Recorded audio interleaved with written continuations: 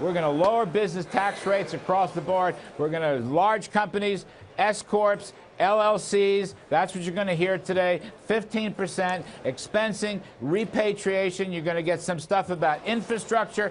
And then comes the battle of the scorecards, okay? 3% growth creates, my judgment, about $4 trillion in extra revenues. I call it the mother of all pay-fors. But there's going to be a debate in this town. I heard it last night at a dinner. I heard it this morning. I'm speaking to the Senate luncheon today. There's going to be a battle of the scorecards. I don't know. It's like golf or gin rummy or something. We'll see how it works out. Yeah, Larry, I know you're in D.C. to have some of these meetings. What's your take on how this is all going to go down in Congress if the Republicans can swallow enlarging the deficit to get some of these massive cuts? Well, you know, here's the deal. I don't know that they're going to get larger deficits. Maybe the first year or two, okay, or even the first three. I'm here to say, and a lot of Republicans believe this, not all, but many, I'm here to say that the business tax cut side is going to pay for itself.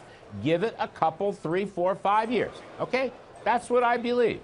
Now, you want additional payroll, you know, you want to pay for by eliminating certain deductions, you know, so-called loopholes, which aren't always loopholes, but fine, limit deduction. The individual side is going to be much tougher with respect to deduction. But the business side, no, that's not going to enlarge the deficit. The greatest antidote to budget deficits is economic growth.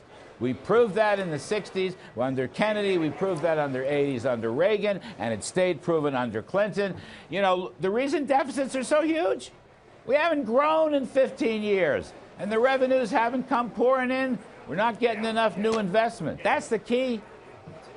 Well, Larry, when you have a debate, as you I'm sure will, with others who differ with your viewpoint, and they say, well, GDP growth is really a function of productivity increases and employment increases, and I want to understand how it is that a lower tax rate is actually going to bring that about.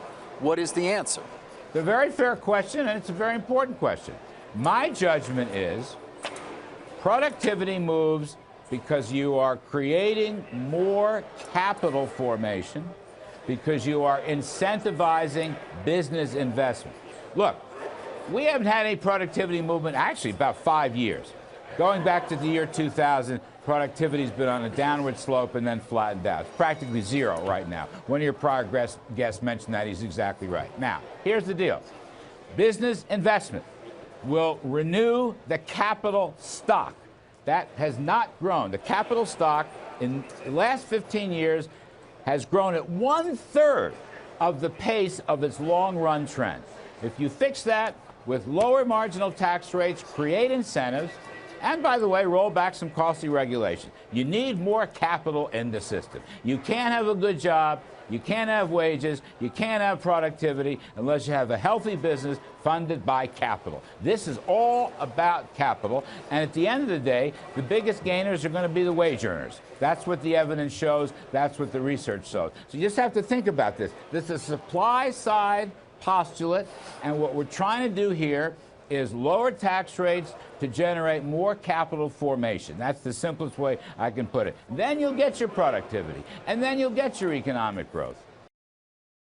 Hey there, thanks for checking out CNBC on YouTube. Be sure to subscribe to stay up to date on all of the day's biggest stories. You can also click on any of the videos around me to watch the latest from CNBC.